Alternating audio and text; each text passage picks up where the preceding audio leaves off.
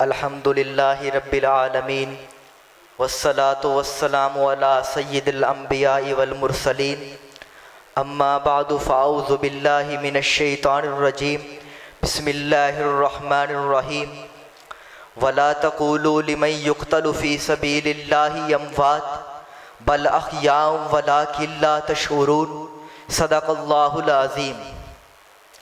آج کی یہ بابرکت مجلس ایک ایسے عظیم موضوع کے گرد منعقد ہوئی ہے جو ایمان کی اساس بھی ہے اور عشق محبت مصطفیٰ کی جان بھی، عقیدہ حیات النبی اور اکابر علماء دیوبند۔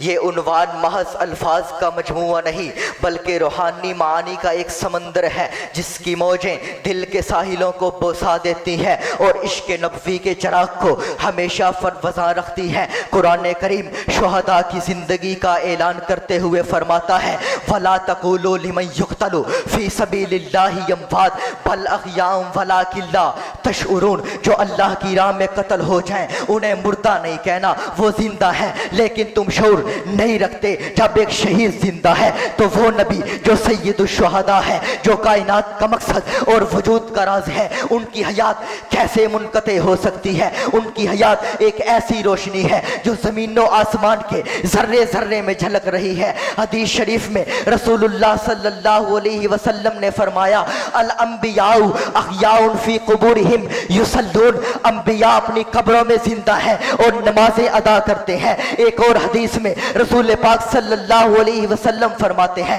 ما من احد یسلم الا رد اللہ علیہ روحی حتی ارد علیہ السلام۔ جب کوئی مجھ پر درود بھیجتا ہے اللہ میری روح کو لوٹا دیتے ہیں تاکہ میں اس کے سلام کا جواب دوں۔ یہ نصوص اس حقیقت کو روز روشن کی طرح عیا کرتی ہیں کہ نبی اکرم صلی اللہ علیہ وسلم اپنی قبر مبارک کے اندر زندہ ہے اور امت پر نظر فرما ہے۔ اکابر علماء دیوبند نے اس عقیدے کو واضح طور پر بیان کیا ہے۔ قاسم العلوم والخیرات مولانا قاسم نانوتوی رحمت اللہ علیہ نے آب حیات لکھ کر ترجمانی کا حق ادا کیا۔ وہ فرماتے ہیں انبیاء علیہم السلام کو وہی حقیقی اور برتر حیات حاصل ہے جس پر فنا اور زوال کا گزر نہیں ہوتا۔ مولانا رشید احمد گنگوہی رحمت اللہ علیہ فرماتے ہیں آپ صلی اللہ علیہ وسلم کی حیات برزخ حقیقی ہے اور اس پر ایمان رکھنا ضروری ہے۔ اور اس پرفتن دور میں ختم نبوت کے سٹیج سے گرجنے والی زوردار آواز شہین ختم نبوت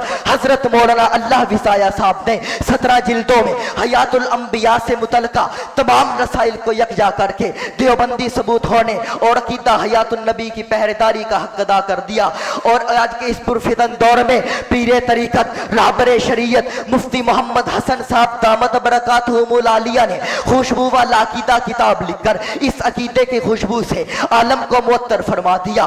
شیخ یوسف لدھیانوی صاحب نے آپ کے مسائل اور ان کے حل میں اس عقیدے کو جس چاشنی اور مٹھاس سے اشکارا کیا وہ قابل تحسین ہے۔ میرے دوستو، دیوبندیت سے جڑا کوئی نگینہ ایسا نہیں، کوئی ہیرا ایسا نہیں جو اس عقیدے کا قائل نہ ہو۔ اگر ہم حیات النبی صلی اللہ علیہ وسلم کو سمجھنا چاہیں تو یہ یوں ہے جیسے ایک سورج جو غروب نہیں ہوا بلکہ برزخ کے افق سے اپنی کرنیں مسلسل بھیج رہا ہے۔ یہ ایسا چشمہ ہے جس کا پانی کبھی ختم نہیں ہوا بلکہ ہر پیاسے کے دل کو سیراب کرتا ہے۔ شاعر کیا خوب کہتا ہے نہ سمجھ قبر میں وہ خاموش ہیں اے اہل وفا، نہ سمجھ قبر میں وہ خاموش ہیں اے اہل وفا، انہی کے دم سے زندہ ہے کائنات کی یہ فضا۔ اکابر علماء دیوبند نے درود و سلام کو محض ایک ذکر نہ سمجھا بلکہ حضور صلی اللہ علیہ وسلم سے روحانی تعلق کا ذریعہ قرار دیا۔ وہ جانتے تھے کہ یہ سلام براہ راست بارگاہ مصطفیٰ میں پہنچتا ہے اور حضور جواب عطا فرماتے ہیں۔